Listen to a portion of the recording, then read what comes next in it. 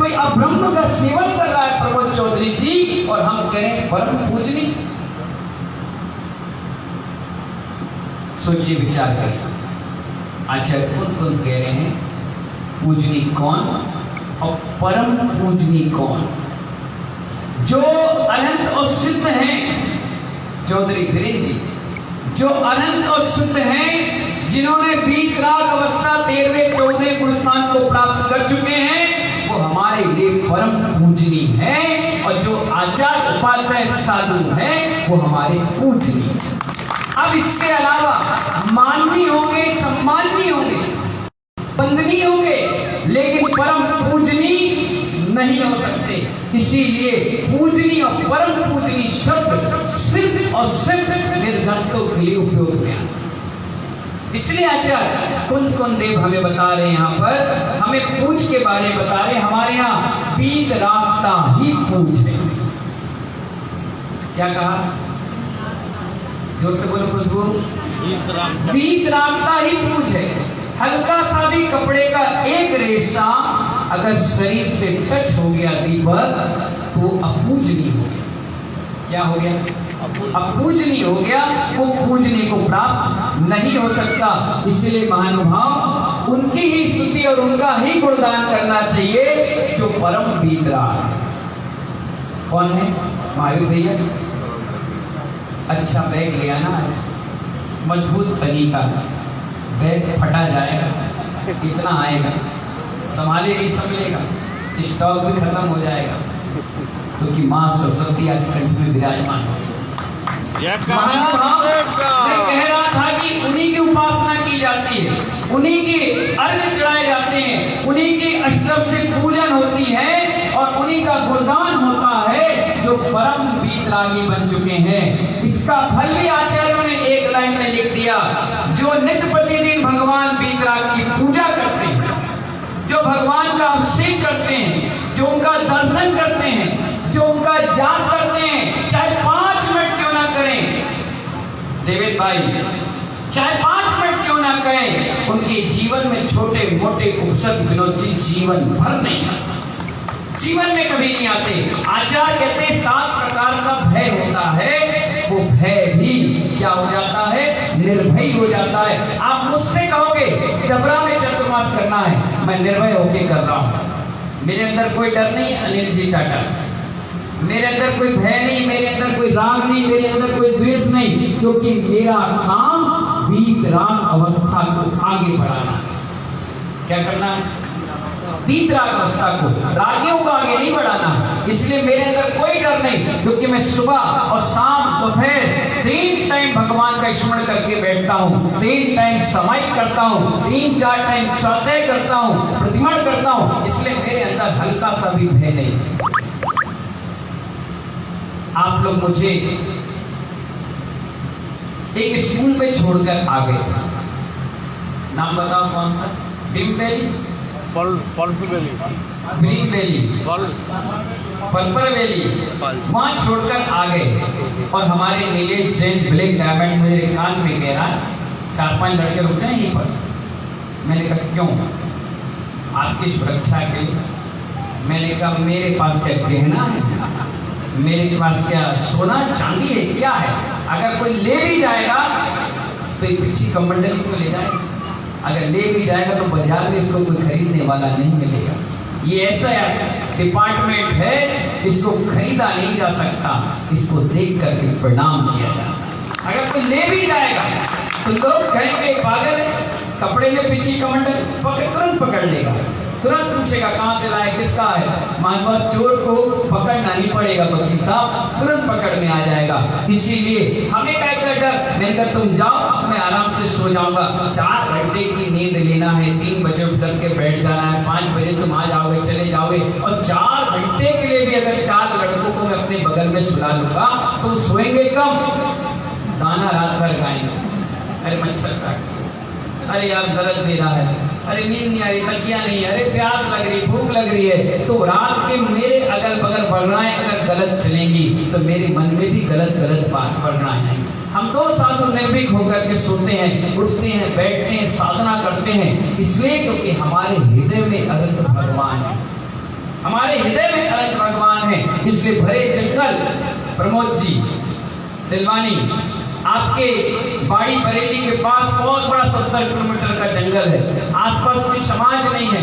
एक फॉरेस्ट के कमरे में रात के मुझे छोड़कर लोग चले गए और वहाँ शेर भी आ जाए, भालू भी आ जाए, चीता भी आ जाए और लोग हमसे कह के जाए कान में कि महाराज देख के रहिए, हम रुक जाए क्या? मैंने कहा तुम जाओ, अभी बंदर आया, इतने मुस्कुरा के फल खा के चला गया। अगर हम उससे डरेंगे तो हमें डराएगा, हम उससे प्रेम से बोलेंगे वो भी हमसे प्रेम से बोलेगा। जानवर भी प्रेम का भूखा, जैसे इंसान प्रेम का भूखा होता है, जानवर भी प्रेम का भूखा होता है। आराम से हमारे आचार्य कहते हैं कि टुकड़े टुकड़े होकर के सारे विघ्न क्या हो जाते हैं, भाग जाते हैं। जो भगवान का 5 मिनट अभिषेक पूजन पाठ करके आ जाता है। आचार्य कहते हैं 7 प्रकार के भय मिंटू भाई जीवन भर के लिए नष्ट हो जाते हैं। आप देखिए सुबह सुबह आशीर्वाद लेकर हम मुनि सुब्रत नाथ के मंदिर से आ गए, हमारे रामजी लाल जी पार्श्वनाथ के मंदिर से आ गए, हमारे कोमल चंद जी कस्टम विभाग से मंदिर से आ गए, एक व्यक्ति बुजुर्ग मंदिर से होकर के आ गया, एक व्यक्ति चंदापुर मंदिर से होकर के आ गया। इन 5 भगवान का आशीर्वाद इन मस्तक से लग गया तो वैष्णव शाखा का कोई बिगाड़ने वाला पैदा नहीं होता।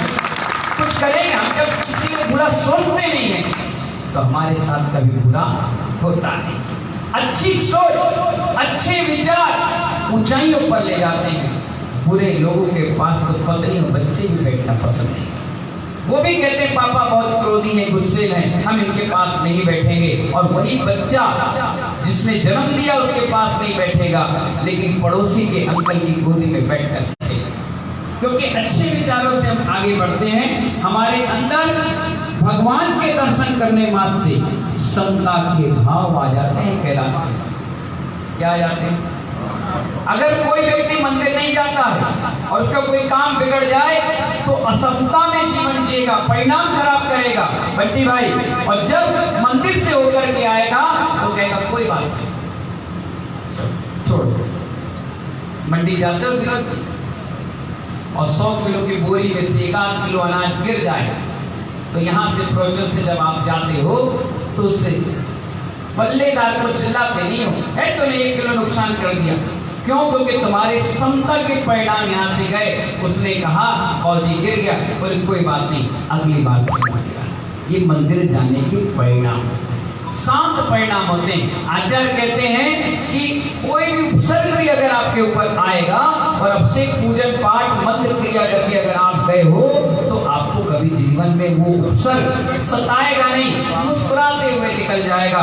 और जो भगवान के नित्य प्रतिदिन पूजन पाठ का धर्म अर्थ काम और मोक्ष चारों पुरुषार्थ की सिद्धि करता है, उसको धन दौलत रुपया पैसा हर चीज मिलती है। हमारे जो चौधरी प्रमोद जी बैठे हुए हैं, इनके पूरे परिवार की एक क्वालिटी है महानुभाव। 6 भाई 1 बहन है और इन परिवार की एक क्वालिटी है, ये जैसी बोली बोलते हैं हर बात में पानी पीते हैं, पहले लाकर रस्सी दे, पहले सबसे पहले लाकर दे देते हैं। इनका कहने का मतलब ये है कि हम जितना देते हैं महानुभाव उससे ज्यादा हमारे घर पर आ जाता है। मैंने कहा बताओ मामा तुम्हें क्या चाहिए? बोले कैसे? 5 लाख रुपए किराया आता है हर महीने, हजारों बीघा खेत भोपाल जैसे जगह में, पूरे मार्केट में दुकान हमारी है और सिर्फ 15 दिन में एक बार वकालत करने जाता हूँ, घर बैठे पैसा आता है। अब मुझे क्या चाहिए? मैंने कहा मंदिर के लिए बताओ। तो मैंने कहा एक काम कर लो, चांदी की झाली से अभिषेक करते हो, सोने की करो।